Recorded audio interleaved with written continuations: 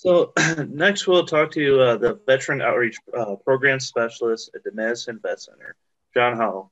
John is a U.S. Marine Corps veteran who served in Iraq during Operation Iraqi Freedom. Welcome, John. Hey, yeah, thanks for having me.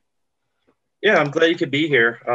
Yeah, we got some questions for you, and sorry for the technical difficulties we've been having. No John, worries. tell us a little bit about your role at the Vet Center and about some of the services that the Madison Vet Center has to offer. Yeah, well, I'll give you a little bit of history on myself first. So, I served 4 years active with the Marines, and then 5 reserve side out of 224 Golf Company here in Madison. Deployed in 2007 to Iraq with Anti-Terrorism Battalion. Um, but yeah, I mean, about the Vet Center. So, first and foremost, I would say Vet Center is a safe place to talk. Um, as a Marine veteran, I know firsthand, the stigmas that surround mental health can oftentimes stop a veteran from considering initiating care. Um, because personally, I experienced that myself, and providing that space is paramount to helping veterans address their mental health issues. The Vet Center offers free readjustment counseling services for veterans and service members struggling with transitioning into civilian life. And whether that's a week after returning from a combat deployment or 30 years later. For us, that's a big step. So what started off as a peer-to-peer or, as I like to say, a vet-to-vet support program, originally for Vietnam-era vets in 1979, is now at 300 vet centers nationwide. And many of our staff are combat veterans themselves. With this, vet centers have evolved to offer a wide range of counseling services that is now extended to all war zone vets.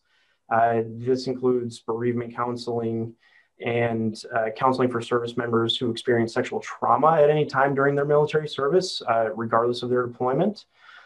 We also offer individual, group, family, and marital counseling, along with a peer-to-peer approach, which involves social outings such as kayaking, fishing, ice fishing, hiking, biathlon target shooting practice, and also virtual gaming for veterans as well to help socialize them and kind of ease some of that isolation, especially with COVID.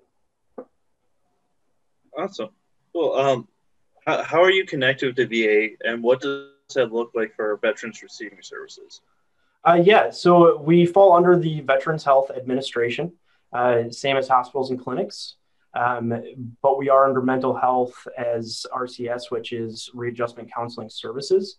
Primarily, vet centers are located out in the community with a storefront type setting, allowing veterans greater access to our services and more of like a walk-on-in mentality. Obviously, due to COVID, we haven't been doing face-to-face. It's been through VA Video Connect and telehealth. And so while we are part of the VA, we're also separate from them in a sense, primarily meaning that they don't have access to our records unless a veteran specifically signs a release of information for that access. That is something that we take great pride in as well. Cool. That's really good information. You already touched on this a little bit, but how else has the pandemic changed the way that you've interacted with veterans at the Madison Vet Center? In my role, first and foremost, I think a lot of people can relate to this, especially veterans. Majority of events and like our veteran resource drop-in events are virtual. And part of my focus has really been providing that peer-to-peer socialization for veterans. And that's where, doing the different outings comes into play. Most recently, the ice fishing outing. Specifically, I mean, we had, a Vietnam era vet and also, GWAT era vets as well. So across the board, as well as, Badger Yellow Ribbon events for our National Guard and Army Reserve, those have gone virtual as well. So we've seen that kind of take off.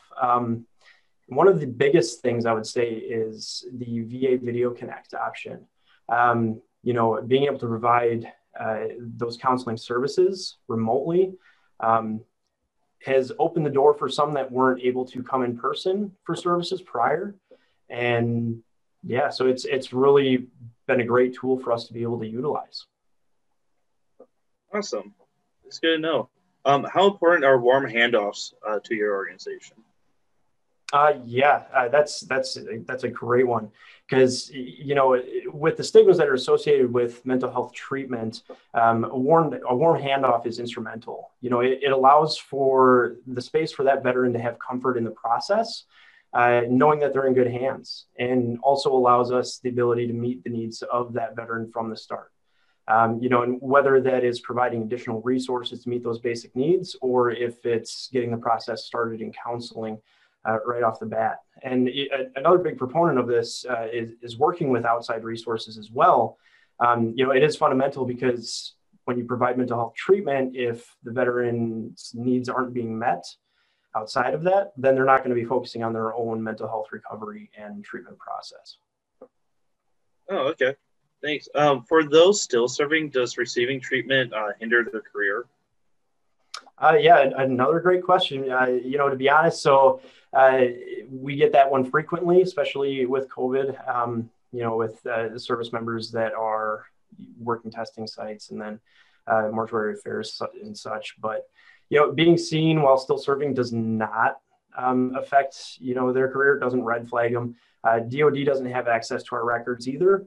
So that means that if anyone in that person's chain of command were to call us and ask if they're receiving services or if they had previously, nothing's going to be confirmed as far as that person ever being seen. Without them either informing them themselves or providing an ROI, so those documents can be released to a specific individual. There is a caveat to this, and that's if the individual does threaten self-harm or harm to others, then we will take appropriate steps to help that veteran. Perfect. All right, last question I got for you, John. What's the best way for veterans to get in touch with you? Yeah, they can call our office here in Madison direct. The number here is 608-264-5342, or they can call our 24/7 call center. And that's day or night. It doesn't matter if it's a vet that stubbed their toe or if they're having a more serious issue mental health wise.